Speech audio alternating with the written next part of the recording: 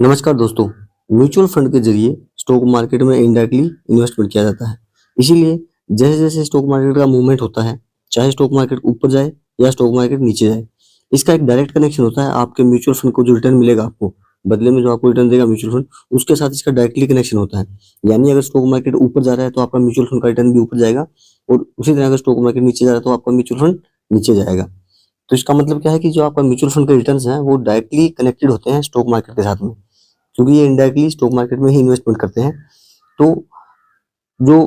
हमने पिछले वीडियो में बात की थी कि म्यूचुअल फंड के जो रिटर्न्स होते हैं और रिस्क होते हैं वो दोनों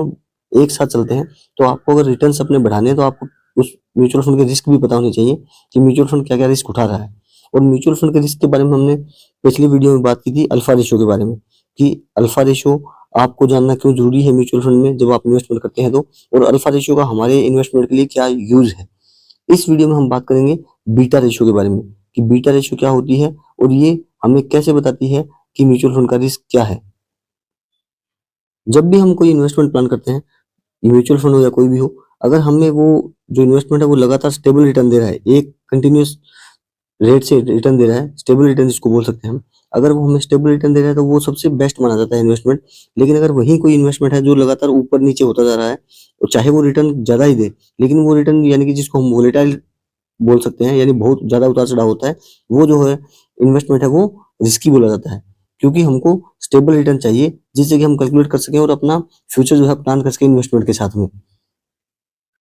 तो यहाँ पर जो बीटा एक रेशियो होता है, जो बीटा होता है वो क्या दिखाता है, वो आपके म्यूचुअल फंड की रिस्कीनेस दिखाता है। रिस्कीनेस यानी कि वो जो म्यूचुअल फंड आप जिसमें आपने इन्वेस्टमेंट कर रहा है वो कितना रिस्की है। और रिस्की कैसे पता करता है या कैसे बताता है, वो आपके जो म्यूचुअल फंड है उसकी रिलेटिव वोलेटिलिटी बताता है। रिलेटिव वोलेटिलिटी यानी कि वो कंपेरेटिवली आपका जो स्टॉक मार्केट है, स्टॉक मार्केट के साथ कंपेयर करके आपका जो म्यूचुअल फंड है उसका कितना उतार चढ़ाव हो रहा है। यानी कि जब स्टॉक मार्केट ऊपर नीचे हो रहा है तो सेम टाइम म्यूचुअल फंड भी ऊपर नीचे होगा, लेकिन स्टॉक मार्केट जितना परसेंट ऊपर नीचे हो रहा है उसी हिसाब से आपका म्यूचुअल फंड का जो इन्वेस्टमेंट है वो कितना ऊपर नीचे हो रहा है, ये कंपेयर करके जो बीटा वैल्यू है वो बताती है। यानी कि ये रिलेटिवली एक दूसरे को कंपेयर करके इसका कितना उतार चढ़ाव आपके म्यूचुअल फंड में हो रहा है स्टॉक मार्केट की वजह से, वो आपको दिखाता है बीटा। अब अगर हम बीटा रेशियो की बात करें तो बीटा रेशियो का जो बेस वैल्यू माना जाता है वो 1 माना जाता है। इसका मतलब क्या है कि अगर हम मान के चलते हैं एग्जांपल के तौर पे कि अगर बीटा वैल्यू स्टॉक किसी म्यूचुअल फंड का जिसमें आपने इन्वेस्टमेंट करने की सोच रहे हैं या इन्वेस्टमेंट कर रखा है, उसका अगर बीटा की वैल्यू 1.5 है, इसमें आपको बीटा की वैल्यू कैलकुलेट करने की जरूरत नहीं है। आपको सिर्फ मोबाइल एप्लीकेशन में मिल जाएगा कि आप जिस फंड में इन्वेस्टमेंट करना चाहते हैं उसकी अल्फा या बीटा या अलग अलग शार्प रेशियो ये सब क्या है, उन वैल्यू को देखना है। आपको सिर्फ उनकी वैल्यूज देखनी है और वो वैल्यू से आप समझ जाएंगे कि वो क्या बताना चाहता है। तो इस एग्जांपल में अगर हम मान के चले कि बीटा की जो वैल्यू है वो 1.5 है, तो ये हमें क्या बताती है, हमें क्या डिसीजन मेकिंग करने में आसान करती है कि अगर इसका वैल्यू अगर आपके फंड का 1.5 है तो इसका मतलब ये है कि अगर मार्केट में किसी एक टाइम में या एक दिन में मान के चलिए अगर 1 रुपए का उछाल आया है,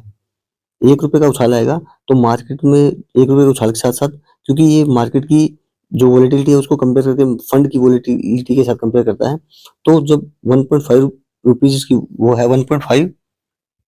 यानी कि 1.5 अगर बीटा वैल्यू है, तो जब मार्केट में 1 रुपए का उछाल आएगा तो आपका जो म्यूचुअल फंड का जो वैल्यू है उसमें 1.5 रुपीज का उछाल आएगा।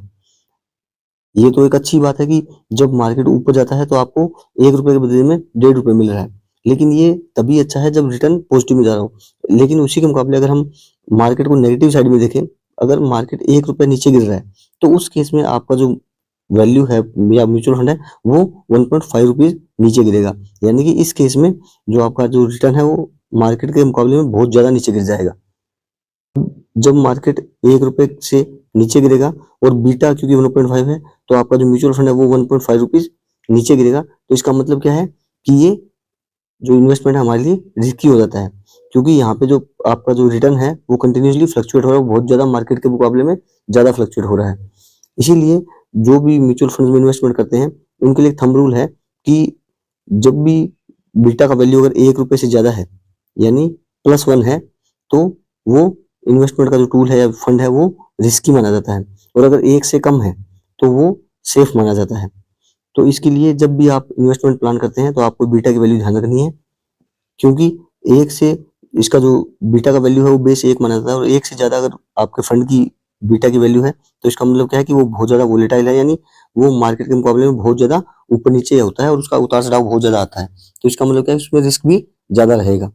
तो इसलिए आपको हमेशा जब भी इन्वेस्टमेंट प्लान करना है फंड के साथ, तो आप कोशिश करें कि मिनिमम से मिनिमम बीटा वैल्यू हो आपके फंड की, जब आप इन्वेस्टमेंट प्लान करते हैं।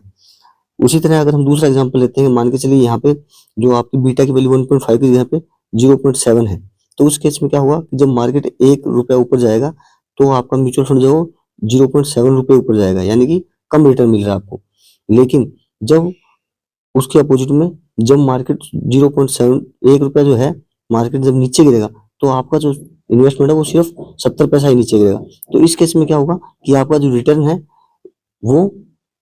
कम होगा लेकिन स्टेबल होगा, यानी कि आपको जो रिस्क होने वाला है या जो आपको लॉस होने वाला है वो कम होगा। तो इस केस में क्या होगा कि जिसकी बीटा वैल्यू कम होती है उसमें रिटर्न कम होगा, लेकिन आपका जो लॉस है वो भी कम होगा। तो इसलिए जो भी इन्वेस्टर्स हैं जो कम रिटर्न के साथ कॉम्प्रोमाइज कर सकते हैं, लेकिन उनको सेफ रिटर्न चाहिए और उनको लॉस कम चाहिए, तो वो सबसे कम बीटा वाले म्यूचुअल फंड के साथ जा सकते हैं, यानी कि जिसका जो बीटा कोफिशिएंट है वो कम है, उस इन्वेस्टमेंट या उस फंड को प्लान करें।